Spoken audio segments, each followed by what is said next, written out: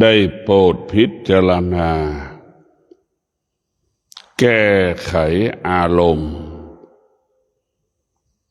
ปรับปรุงเปลี่ยนแปลงอารมณ์มีสติพิจารณาแก้ไขจิตที่หลงในอารมณ์แก้ไขจิตที่ไปยึดติดในอารมณ์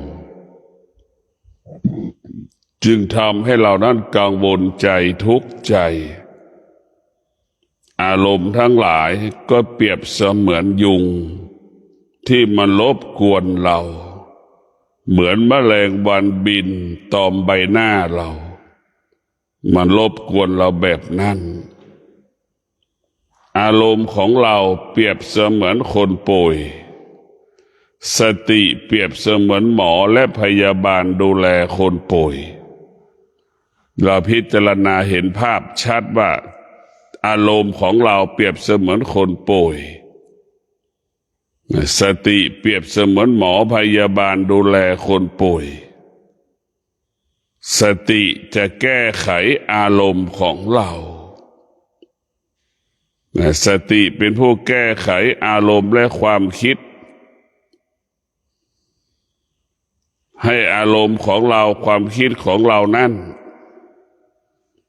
อยู่ด้วยศีลสมาธิปัญญาโดยเฉพาะอารมณ์และความรู้สึก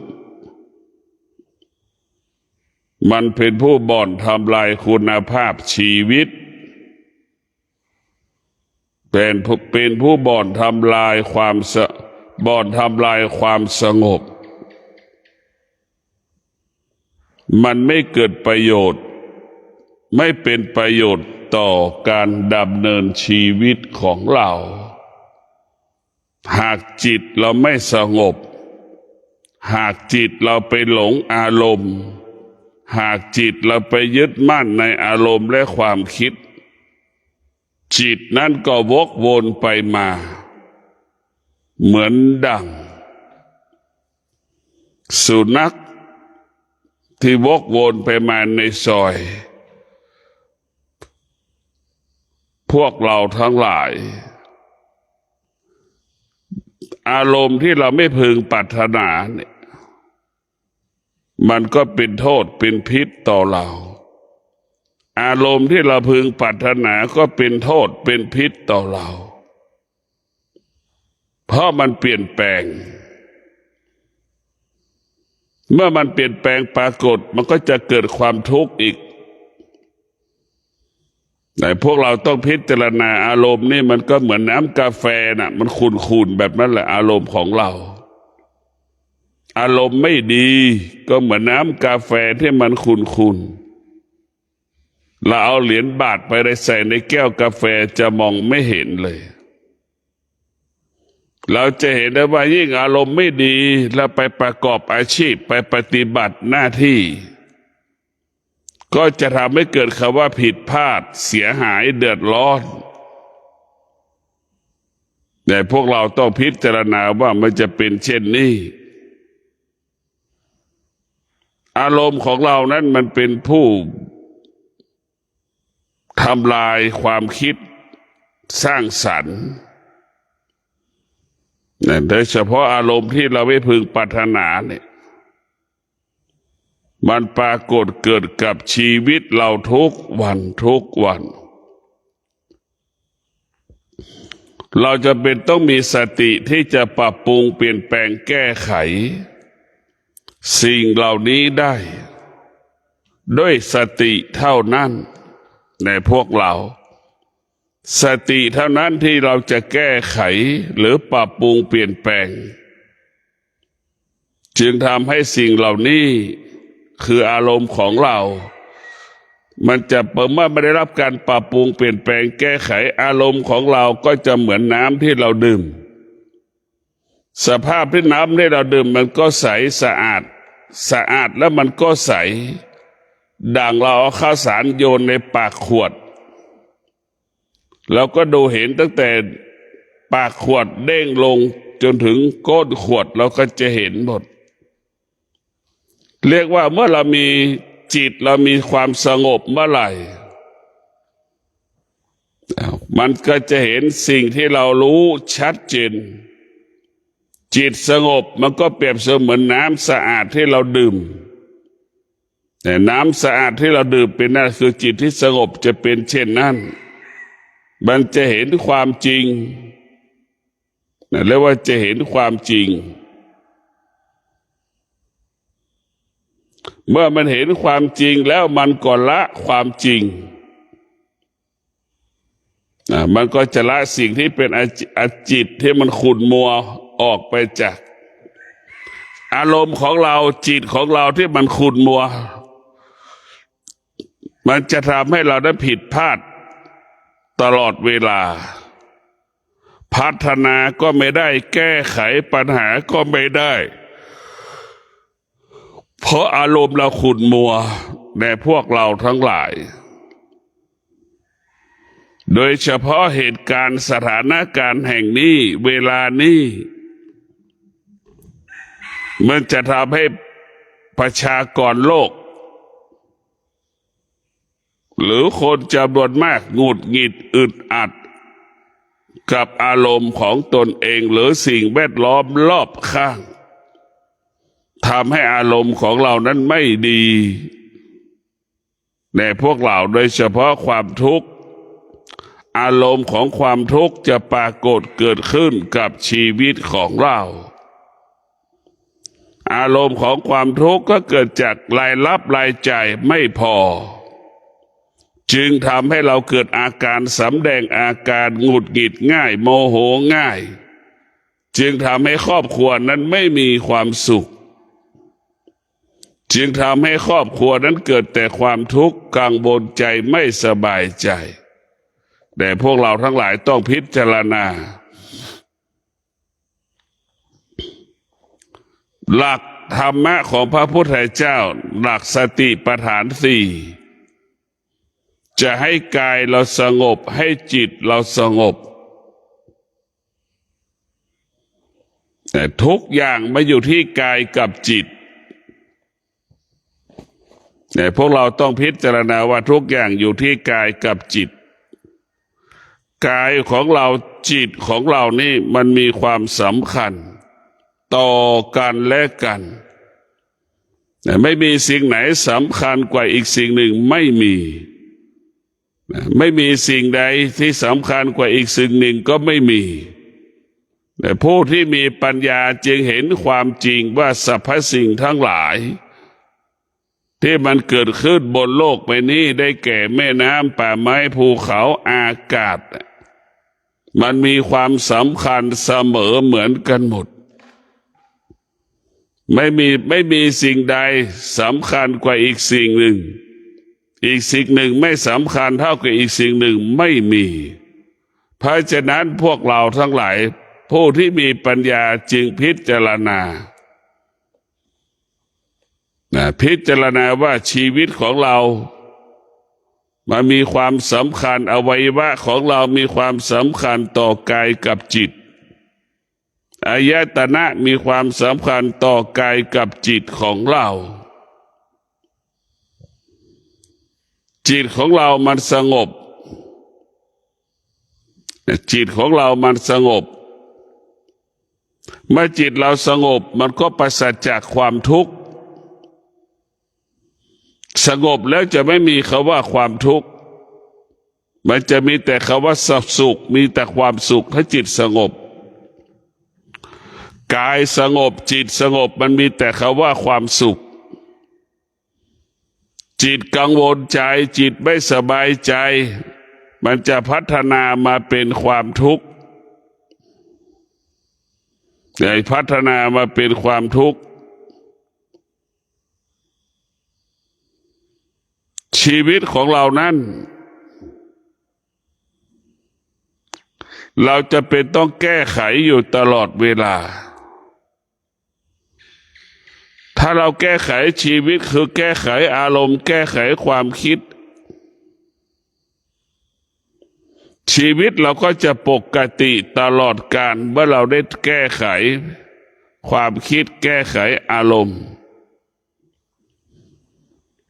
อารมณ์ของเราก็เหมือนธุลีฝุ่นที่มันเกาะตู้กระจกนั่นแหละเราจะเป็นต้องทำความสะอาดทุกวันทุกวันทุกวันอารมณ์ของเราก็ควรมีสติที่จะแก้ไขปรับปรุงเปลี่ยนแปลงตลอดทุกวันทุกวันอารมณ์เหล่านั้นมันก็จะเบาบางลงทุกวันทุกวันอารมณ์เหล่านั้นมันก็เป็นปกติของมันจะมากกว่านี้ก็ไม่มีมันจะมีแต่ลดพวกเราทั้งหลายธรรมะของพระพุทธเจ้าก็มีแค่ความปรารถนาดีให้กับมนุษย์โลกให้เกิดความสงบกับมนุษย์โลกเท่านั้นแต่ธรรมะของพระพุทธเจ้ามีความปรารถนาดีให้กับชีวิตของเรามีความปรารถนาดีอยู่ตลอดเวลาไม่ได้คิดร้ายต่อตัวเราเลยธรรมะพระพุทธเจ้าเป็นผู้ปรารถนาดีต่อจิตเป็นผู้ปรารถนาดีต่อกายจิตกับกายต่างหากที่มันไม่ค่อยต้อนรับความสงบไม่เห็นคุณค่าของความสงบหรอกจิตมันจะเห็นแต่สิ่งอื่นๆเรียกว่าเห็นของนอกกายเมื่อจิตเราเห็นของสิ่งของที่เป็นของนอกกายใหญ่กว่าชีวิตตนเองแล้วมันก็จะลำบากจิตที่ฝึกฝนอบรมจิตนั้นย่อมเป็นจิตผู้รู้ก็จะให้ความสำคัญกายกับจิตของเราเป็นหลักให้จิตอาศัยอยู่ในกายจะไม่ให้จิตแล้วนั้นไปอาศัยหอพักแต่เราจะให้จิตนั้นอยู่ในบ้านอาศัยอยู่ในบ้านเท่านั้นทุกวันนี้จิตเราเหมือนเราไปอาศัยหอพักเขาอยู่นั่นมันจะทำให้จิตเรานั้นไม่สงบและไม่มี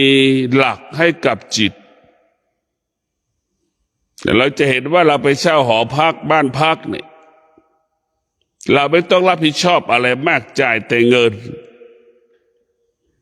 เขารับผิดชอบหมดทุกอย่างเก็บกวาดล้างเช็ดถูดูแลเร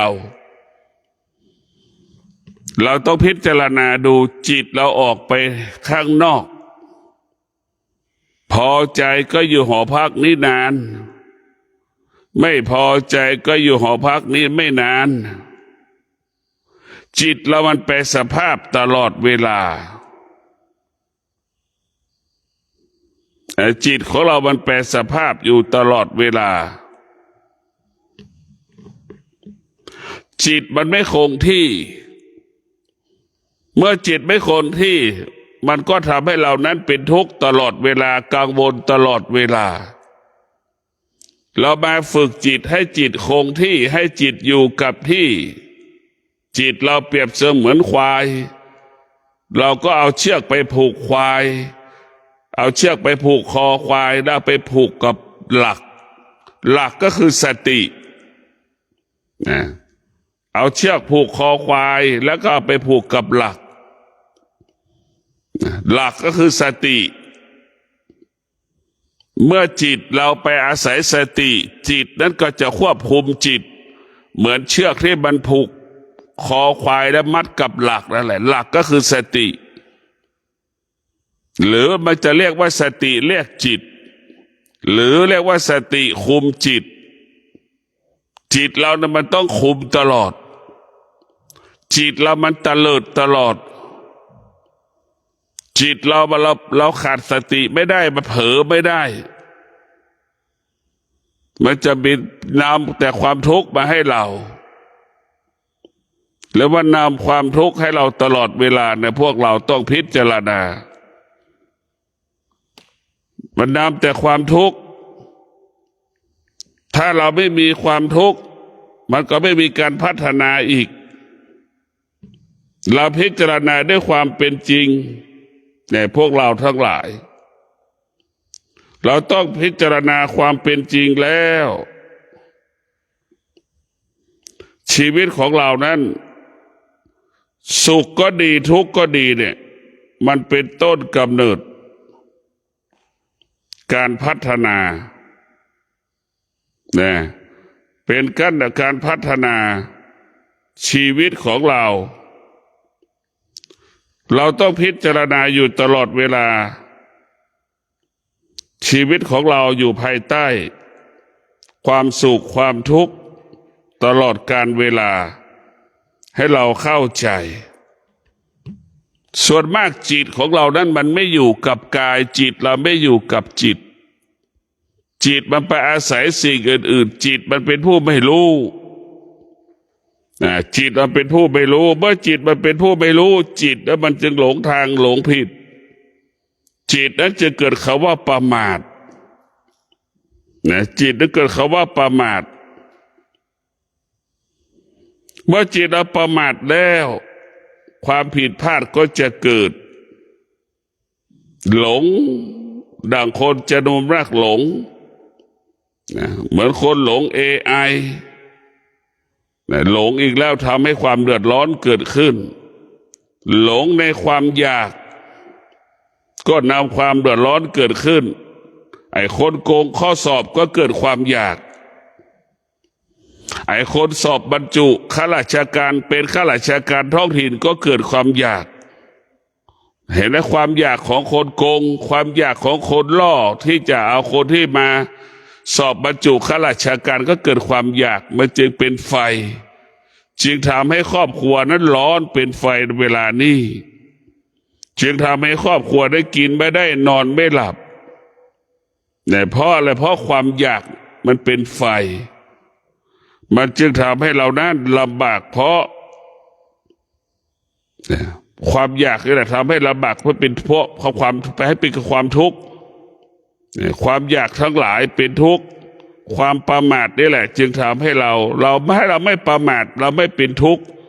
ถ้าเรามีความประมาทไม่ได้ความทุกข์จะเกิดขึ้นทันทีพระพุทธเจ้าสอนเราไม่ให้ควรประมาท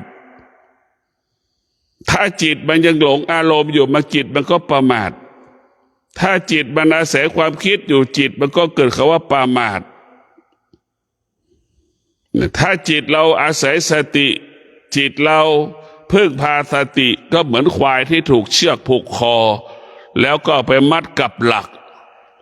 จิตอย่างนั้นไม่ได้ว่าจิตเป็นผู้ไม่ประมาทจิตนั้นไม่ประมาทจิตนั้นจะมั่นคงจะไม่ถูกเสือมากินจะไม่ถูกสัตว์ร้ายทำลายได้ในพวกเราทั้งหลายเราต้องพิจารณาว่าสติก็ดีมันเป็นทำให้เรานั้นจิตมันสงบได้สติจะทำให้จิตสงบถ้าจิตอาศัยสติจิตนั้นก็จะเป็นจิตที่สงบนิ่งเหมือนควายนอนเฝ้าหลักนั่นแหละเหมือนงัวเหมือนควายที่มันนอนเคี้ยวเอื้องมันนั่นแหละแต่ละมันไม่ต้องกังวลใจใดๆทั้งสิ้นนะพวกเรามันไม่ต้องกังวลใจเราเห็นได้ว่าควายมันเคี้ยวเอื้องมันสบายไม่ต้องกังวลใจใดๆทั้งสิ้นข้อควายก็เปรียบเสมือนสติ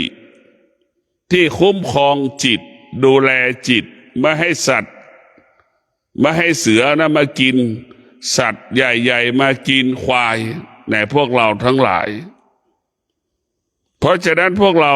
ก็มีสติแล้วเราจะเป็นผู้ไม่ประมาทถ้ามีสติเราจะไม่เป็นผู้ไม่ประมาทถ้าเราอาศัยความคิดอาศัยอารมณ์เมื่อไหร่จิตเราจะเป็นผู้ประมาทจะหลงแต่มาคำว่าหลงเนี่ยมันจะไม่มีคำว่าถูกต้องชอบธรรมมันก็จะหลงแหละไม่เห็นความจริงไม่รู้เรื่องความจริงมันไม่เห็นความจริงมันไม่รู้เรื่องความจริงเพราะมันหลงในพวกเราทั้งหลายดังหนุ่มสาวมันหลงพ่อแม่มันก็ลืมหมดลืมพ่อลืมแม่คิดถึงแต่หนุ่มแต่สาวที่เราหลงกันนั่นแหละผู้บ่าวผู้สาวหลงกันนะมันจะทำให้เราเป็นแบบนั้นหมดเนื้อหมดตัวมาหาแม่ก็เพื่อมาเอาเงินแล้วก็ไปต่ออีก นี่แหละทำให้เป็นทุกข์พวกเราเรียกว่าคนที่ขาดสติก็จะหลงผู้หญิงลืมแม่ลืมพ่อตัวเองหลงผู้ชายลืมพ่อลืมแม่ของตนเองนี่คือตัวหลงดังสามีภรรยาหลงกันและกันนะขาดสติแล้วจะทำให้เราหลงเหมือนสามีภรรยาหลงซึ่งกันและกันเมื่อหลงสามีภรรยาหลงกันและกันแล้วก็หลงลูกอีกท้ายสุดก็ลืมพ่อลืมแม่ของตนเองนี่คือขาดสติทำให้เราหลงไม่เห็นความเป็นจริงไม่รู้ความเป็นจริงดังผู้เป็นพ่อผู้เป็นแม่บางคนหลงลูกตนเองหลงเมียตัวเองหลงภรรยาตัวเองหลงสามีตัวเองแล้วก็ลืมพ่อลืมแม่ไว้ข้างหลังนี่มันหลงมันจะไม่เห็นความจริงเห็นแต่ความไม่เป็นจริงไม่เห็นความจริงก็คือไม่เห็นพ่อไม่เห็นแม่อยู่ในหัวใจเข้าใจว่าพ่อแม่เป็นของนอกกายเข้าใจแม่ว่าเป็นบุคคลภายนอกลูกที่ขาดสติจะเข้าใจแบบนั้นเข้าใจลูกเป็นของอยู่ในใจเข้าใจว่าเมียเป็นของอยู่ในใจเนี่ยคิดว่าเขาเป็นแบบนั้นแต่เราถ้าพิจารณาจริงๆเห็นไหมพ่อแม่ของเราได้สำคัญกว่าลูกอีกสำคัญกว่าภรรยาสามีของเราอีกนะยามสุขเราก็คิดถึงพ่อแม่ยามทุกข์เราก็คิดถึงพ่อแม่เห็นไหมในพวกเราทั้งหลายพิจารณาเนี่ยเมื่อเราหลงแล้วคนที่เป็นสามีหลงก็ลืมพ่อแม่ตนเองคนที่เป็นภรรยาหลงก็ลืมพ่อแม่ของตนเองก็มีอีกจำนวนมากไม่เห็นหรอกว่าเรามีฐานะเป็นพ่อของคนเรามีฐานะเป็นแม่ของคนเราก็รู้ว่าจิตใต้สำนึกของคนเป็นพ่อก็รักลูกตนเองรักคนจิตใต้สำนึกของผู้เป็นแม่ก็รักลูกของตนเองเนี่ยรักอย่างนี้คือจิตสำนึกแต่มันขาดสติมันก็ทิ้งพ่อทิ้งแม่ไว้ข้างหลังเห็นไหม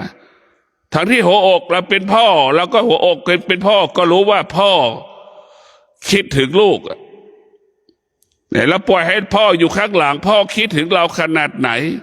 เราปล่อยแม่อยู่ข้างหลังแม่คิดถึงเราขนาดไหนแม่เราก็เป็นอยู่แต่หัวอกแม่เราไม่เคยคิดถึงแม่หัวอกพ่อเราไม่คิดถึงพ่อเราเป็นพ่อของลูกเรายังคิดถึงลูกของเราทำไมพ่อไม่คิดถึงเราทำไมเป็นแม่ของลูกทำไมแม่ของเราไม่คิดถึงเรานี่แหละคือตัวหลงก็คือไม่มีความเป็นธรรมให้กับความเป็นจริงเราจะได้รับความไม่เป็นธรรมกับชีวิตตนเองวันหนึ่งลูกเราเติบโตและมีคู่ครองลูกก็เป็นอย่างที่เราเป็นนั่นแหละมันก็จะเป็นหลงเมียมันต่อไปหลงผัวมันต่อหลงลูกมันต่อแล้วมันก็ทิ้งพ่อแม่ไว้ข้างหลังอีกนี่แหละคือบาปกรรมที่พ่อแม่ทำไว้ให้กับตนเองเนี่ยพ่อแม่ทำบาปกรรมสร้างบาปกรรมให้กับตนเองฉันใด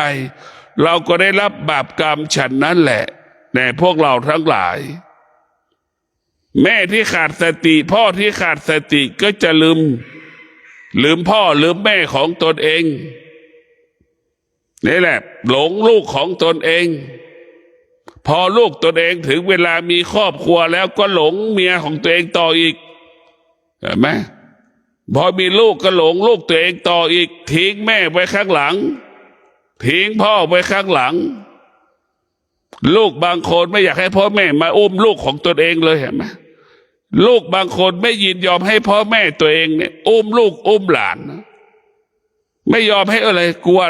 รักลูกตัวเองมากเกินไปดูถูกดราม่าพ่อแม่ตัวเองก็มีอีกจำนวนมากลูกที่มันหลงพวกเราทั้งหลายเราต้องพิจารณาอยู่ตลอดเวลาเราต้องพิจารณาด้วยสติ เรียกว่าสติปัญญาเนี่ยมันเป็นคู่ของสติปัญญาเนี่ยมันเป็นหลักการพัฒนาจิตสติให้เรารู้ปัญญาก็ให้เรารู้สองตัวนี้บวกกันแล้วมันจะเป็นยังไงพวกเรานึกดูสติก็รู้ปัญญาก็รู้แจ้งเนี่ยเห็นไหมมันจะทำให้เราหลุดพ้นเลยสติปัญญาจะทำให้เราหลุดพ้นจากสิ่งที่เราเกิดความทุกข์จะทำให้เราเกิดความทุกข์ทั้งหลายความทุกข์ทั้งหลายมันเกิดจากไหนก็มันเกิดจากความคิดทั้งสิ้นคิดอยากเวลาเราหิวเห็นไหมเราคิดถึงอาหารก็อยากความหิวก็รุนแรงเกิดขึ้นอีกก็เข้าใจว่าอาหารที่เราคิดมันอร่อยสุดๆอย่างเงี้ยแต่พอเราไปกินแล้วมันก็ไม่ใช่อีกแล้วเห็นไหมนี่แหละเรามโนปรุงแต่งหลงเนี่ยมันก็มโนปรุงแต่งความอยากเนี่ยมันเกิดจากการปรุงแต่งทั้งสิ้นมันหลอกเราเรียกว่าความอยากเป็นสิ่งที่ไม่บริสุทธิ์ความอยากเป็นสิ่งที่ไม่บริสุทธิ์ความอยากไม่มีแต่โทษไม่มีคำว่าคุณมันมีแต่โทษมีแต่เป็นพิษเป็นภัยต่อสภาพจิตของเราจิตของเราทำลายจิตของเราเองจิตมันทำลายจิตเราต้องมีสติพิจารณาแก้ไขอารมณ์วันนี้เรามีสติเราจะไม่โมโหเราจะไม่หงุดหงิดถึงแม้เราจะโมโหหงุดหงิดเราจะเก็บอาการสำแดงเราจะเก็บอาการเราจะไม่สำแดงอาการใดๆทั้งสิ้นนี่แหละคือเราคิดแบบนี้พิจารณาแบบนี้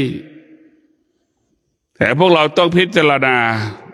เราจะไม่ออกอาการเราจะไม่สำแดงอาการใดๆทั้งสิ้นเนี่ยเรามีสติควบคุมอารมณ์เราก็ค่อยไปอารมณ์ของเราก็เหมือนก้อนน้ำแข็งนะเมื่อก้อนน้ำแข็งมันเจอสภาพอากาศร้อนมันก็ละลายไปเหมือนลูกอมที่เราอมอยู่ในปากที่สุดลูกอมมันก็หายไปจากลูกโตๆก็เหลือลูกเล็กๆจากเล็กๆกลายเป็นบางจนท้ายที่สุดมันก็สลายหายไปหมดพร้อมกับน้ำลายของเราหายจากลิ้นเราไปอารมณ์ของเราก็จะเป็นเช่นนั้นเราต้องใช้สติที่จะปรับปรุงเปลี่ยนแปลงแก้ไขเราต้องมีพิจารณาตลอดส่วนมากเราไม่ได้คิดแก้ไขอะไรสักอย่างอะไรจะเกิดก็ให้มันเกิดสิ่งที่เรารู้ทั้งหลายมันเป็นทุกข์มันก็เหมือนกองขยะเราก็ไม่เคยแก้ไขมันเลยความคิดทั้งหลายก็เปรียบเสมือนความทุกข์เหมือนกองขยะก็ไปกองข้างบนหลายอย่างทั้งเศษกระดาษเศษอาหารสารพัดนั่นแหละคือความคิดมันจะเป็นเช่นนั้นมันเป็นกองและเราไม่เคยพิจารณามันทุกสารพัดทุกก็ไม่เคยคิดแก้ไขมันก็รวมกลายเป็นกองขยะสารพัดขยะ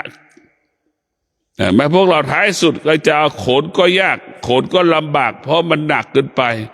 มันเกินความสามารถเรามีความสามารถที่ทิ้งขยะแต่เราไม่มีความสามารถที่จะจัดระบบเก็บขยะไปทิ้งได้เห็นไหมเรียกว่าจิตที่เป็นอาธรรมจะเป็นอย่างนี้จิตที่จะเป็นอกุศลเป็นเช่นนี้สามารถทำให้เกิดความทุกข์ได้แต่เราไม่สามารถทำให้เกิดความสุขได้เห็นไหม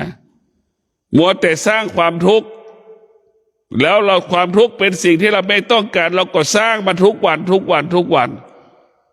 เราสร้างความทุกข์ทุกวันความทุกข์มันก็กลายเป็นขยะแก้ขยะ กลายเป็นขยะเมื่อเป็นขยะแล้วอยู่ไม่มีความสุขแล้วตอนนี้คุกกล่าวทั้งหลายมันไม่มีความสุขมันไม่มีความสุขแล้ว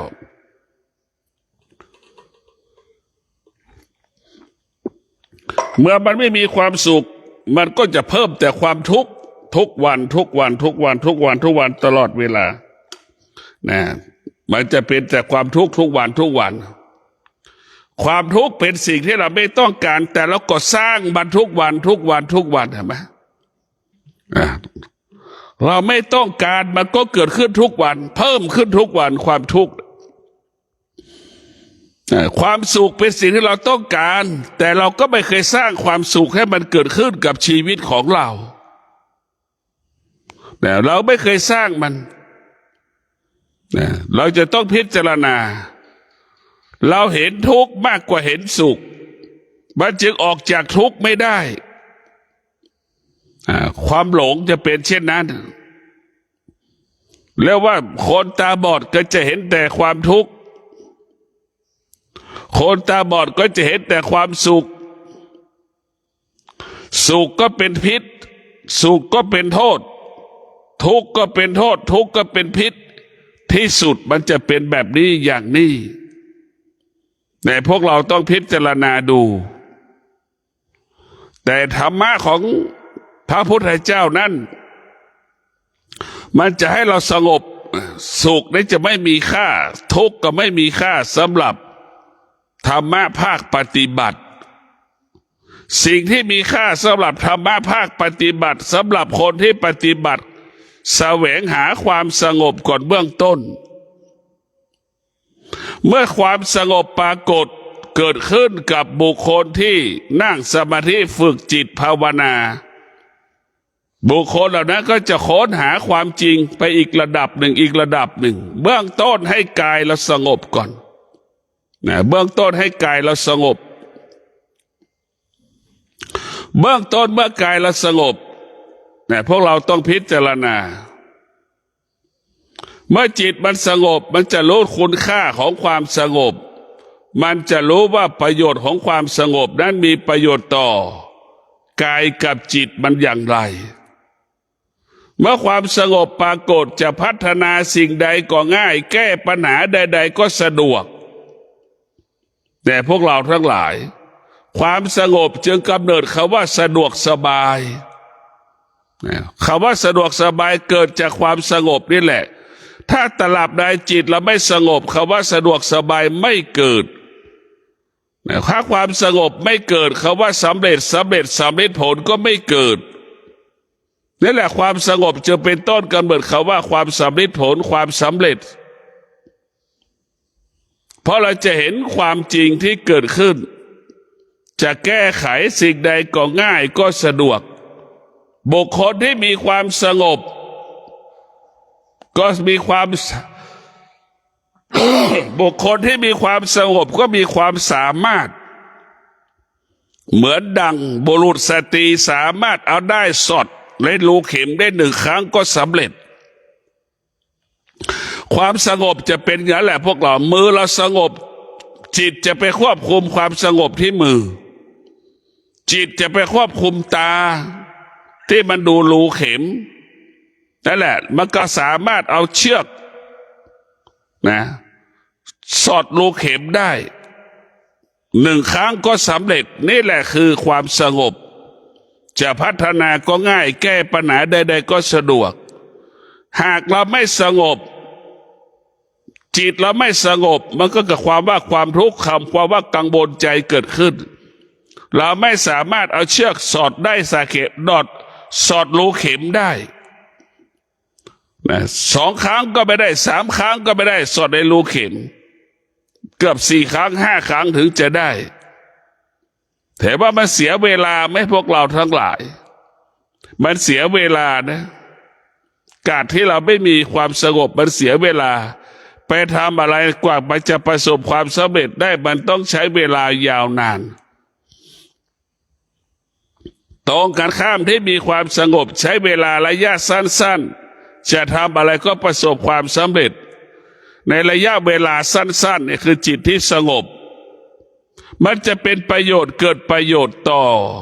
การพัฒนาจิตการพัฒนากายสงบได้เป็นสิ่งที่ประโยชน์สำหรับผู้ปฏิบัติธรรมนี่ที่บอกความสุขก็ดีความทุกข์ก็ดีเป็นศัตรูของผู้ปฏิบัติธรรม โดยเฉพาะความทุกข์เนี่ยผู้มีปฏิบัติธรรมจะแก้ไขทันทีไม่ให้มันผ่านไปจะแก้ไขตลอดเวลาเนี่ยพวกเราทั้งหลายจะแก้ไขมันตลอดเวลาจึงฝากให้เราได้พิจารณาความสงบกับความกังวลใจเนี่ยมันแตกต่างกันความสงบเนี่ยกินนอนนั่งยืนเดินเนี่ยมันมีความสุขตลอดความไม่สงบจะกินจะนั่งจะนอนจะเดินกังวลใจอยู่ตลอดเวลานะพวกเรากังวลใจนะมันแตกต่างกันอย่างไรพวกเราพิจารณาดูเพราะฉะนั้นพวกเราทั้งหลายเมื่อจิตสงบมันก็จะเห็นความจริงเห็นความจริงความจริงก็คือความสงบนี่แหละเหนือกว่าความสุขเหนือกว่าความทุกข์เรียกว่าเห็นความจริงของระหว่างความสุขกับความสงบความสงบจะเป็นสิ่งที่มีค่ามีราคาเป็นสิ่งที่เกิดประโยชน์เป็นประโยชน์ต่อชีวิตของเราแต่เป็นสิ่งที่เป็นประโยชน์เกิดประโยชน์กับชีวิตของเราเดี๋ยวให้เราได้พิจารณากับชีวิตของเราอยู่กับการเปลี่ยนแปลงเมื่อเรามีความสงบเราจะเห็นการเปลี่ยนแปลงของกายที่มันเกิดความเจ็บปวดเราจะเห็นความจริงที่มันเกิดขึ้นตามร่างกายอย่างละเอียดถี่ถ้วนเรามีสติรู้ว่าความเสื่อมมันเริ่มเกิดแล้วนะมันจะรู้ว่าความเสื่อมมันเริ่มเกิดแล้วมันจะมีสติอยู่กับความเสื่อมนั้นได้ในพวกเราทั้งหลายเราจะมีสติอยู่กับความเสื่อมเหล่านั้นไม่สามารถทำให้จิตเหล่านั้นสะเทือนและหวั่นไหวได้ในเราต้องพิจารณาด้วยความเป็นจริงสติสำคัญที่สุดสติเป็นสิ่งที่ดีงามมากในพวกเราทั้งหลายสติเป็นสิ่งที่ดีสติเป็นเครื่องประดับเปรียบเสมือนอัญมณีชั้นหนึ่งของโลกพวกเราทั้งหลายสติคือเพชรเป็นเครื่องประดับชั้นหนึ่งของโลกพวกเราทั้งหลายจิตเราเปรียบเสมือนทองคำแม้ทั้งจิตกับเพชรกับทองคำจะต้องอาศัยกันเราจะเอาทองเหลืองไปเคลือบเพชรมันก็ไม่สวยเราจะเอาตะกั่วไปครอบเพชรก็ไม่สวยไปประดับก็ไม่สวยเพราะฉะนั้นจิตเราเปรียบเสมือนทองคำสติเหมือนเพชรชั้นหนึ่งของโลกมันจะเมื่อจิตกับสติอาศัยกันมันจะมีค่าและมีความหมายต่อกันและกันจิตก็มีความสำคัญต่อสติก็มีความสำคัญต่อจิตดังทองคำกับเพชรต้องอาศัยกันเป็นเครื่องประดับแต่พวกเราจะเป็นเช่นนั้นแต่ถ้าไม่จะเป็นมีความสำคัญต่อกันมากอยากให้เราได้พิจารณาแก้ไขอารมณ์ของเราที่มันเกิดขึ้นทุกวันปรากฏทุกวันเนี่ยก็เพราะอารมณ์ของเรานี่แหละพิจารณาพวกเราต้องพิจารณาตลอดการเวลาพิจารณาชีวิตของเรานั้นต้องประกอบไปด้วยหลักธรรมคำสอนของพระพุทธเจ้าตั้งแต่คำว่าตนแลเป็นที่พึ่งแห่งตนนี่เป็นสิ่งสำคัญเราต้องดูแลตัวเองไม่สร้างภาระไม่สร้างปัญหาให้กับใครโดยเฉพาะยุคปัจจุบันคนไม่มีเวลาให้กับบุคคลอื่นๆแม้กระทั่งเรายังไม่มีเวลาให้กับตัวเราเองคนยุคปัจจุบันจึงเห็นถูกเป็นผิดเห็นผิดเป็นถูกอย่างไรก็แล้วแต่ตัวเราต้องสำคัญกว่าบุคคลอื่นๆตนแลเป็นที่พึ่งแห่งตนนี่สำคัญที่สุดพวกเราให้เข้าใจว่าตนแลเป็นที่พึ่งแห่งตนดังพ่อแม่มีสมาธิพ่อทำงานไม่ผิดพลาดเมื่อไม่ผิดพลาดพ่อก็ไม่ประสบอุบัติเหตุ เมื่อพ่อไม่ประสบอุบัติเหตุพ่อก็สามารถมีชีวิตเลี้ยงลูกตอนแก่ดูแลลูกหลานตอนแก่ได้แต่ถ้าพ่อมีขาดสมาธิแล้วไปทำงานย่อมประสบอุบัติเหตุก็ไม่มีโอกาสได้ดูแลลูกตนเองไม่มีโอกาสได้อบรมลูกหลานของตนเองนี่พวกเราทั้งหลายโดยเฉพาะผู้เป็นบิดามารดาจำเป็นต้องมีความอดทนอยู่กับสมาธิมีสมาธิและมีความอดทนจึงทำให้เราเป็นยอดของคนสมาธิและสติจะทำให้เราเป็นยอดของคนสติสมาธิเป็นแก่นธรรมะเป็นแก่นของธรรมเป็นสาระของธรรมจึงฝากให้เราได้พิจารณาธรรมะของพระพุทธเจ้านั้นสำคัญที่สุดสำคัญตรงนี้ให้เราได้พิจารณาธรรมะเป็นสิ่งที่นิ่มที่นุ่มที่อ่อนเรียกว่าธรรมะเป็นเครื่องปรุงของจิตก็ว่าได้ให้จิตดีงามขึ้นเห็นไหมอาหารหนึ่งหม้อประกอบไปด้วยอะไรบ้างตะไคร้ใบมะกรูดกะปิน้ำปลาสารพัดเครื่องปรุงเห็นไหมนั่นแหละสติเป็นเครื่องปรุงของจิตเหมือนเราเอาอาหารไปปรุงหนึ่งหม้อจนถึงที่สุดสติกับจิตต้องอยู่รวมกันเป็นหนึ่งในที่สุดสติกับจิตต้องรวมกันเป็นหนึ่งเหมือนอาหารหนึ่งหม้อรวมกันหมดกะปิก็หาไม่เจอเลยไหมเกลือก็หาไม่เจออย่างเงี้ยพวกเราทั้งหลายมันรวมกันเป็นหนึ่งจึงเกิดคำว่ารสชาติอาหารถ้าสติกับจิตรวมกันแล้วจะมีพลังและมีอำนาจจะแก้ปัญหาใดๆก็ง่ายจะพัฒนาสิ่งใดๆก็สะดวกนี่แหละอำนาจของสติกับจิตรวมกันแล้วมันยิ่งใหญ่กว่าพายุเฮอริเคนพายุเฮอริเคนนั้นมีพลังแค่บางเวลาจิตกับสตินั้นมีพลังและมีอานุภาพตลอดเวลานะพวกเราทั้งหลายเลยมาทำแม่ของพระพุทธเจ้าเป็นพลังงานที่ไม่มีที่สิ้นสุดแต่พวกเราทั้งหลายดังสติสมาธิความอดทนวิริยะภาคเพียรเนี่ยเป็นพลังงานที่ใช้ยิ่งมีพลังยิ่งใช้พลังมันก็ยิ่งเพิ่มเป็นพลังงานที่ไม่มีที่สิ้นสุดใช้ได้เป็นอมตะและใช้ได้เป็นอมตะตรงข้ามกับพลังงานที่เกิดจากธรรมชาติในพวกเราทั้งหลาย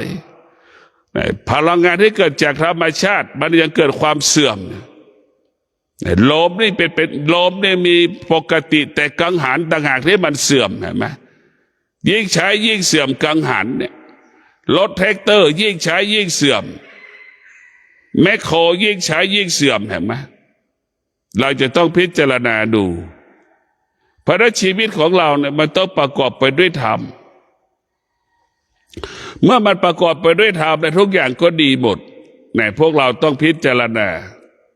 ดีหมดทุกอย่างประกอบไปด้วยธรรมและดีหมดถ้าเราไม่ประกอบด้วยธรรมแล้วเราจะลำบากทุกอย่างชีวิตเรามีธรรมเท่านั้นถึงจะอยู่ได้กินได้อยู่ได้กินได้อยู่ได้อย่างมีความสุขเพราะชีวิตอยู่ด้วยธรรมพวกเราทั้งหลายชีวิตอยู่ด้วยธรรมนี่สำคัญธรรมะของพระพุทธเจ้าเป็นสิ่งที่ให้ความสำคัญของกายกับจิตส่วนความคิดให้ความสำคัญสิ่งที่อยู่นอกกายนอกจิตเห็นไหม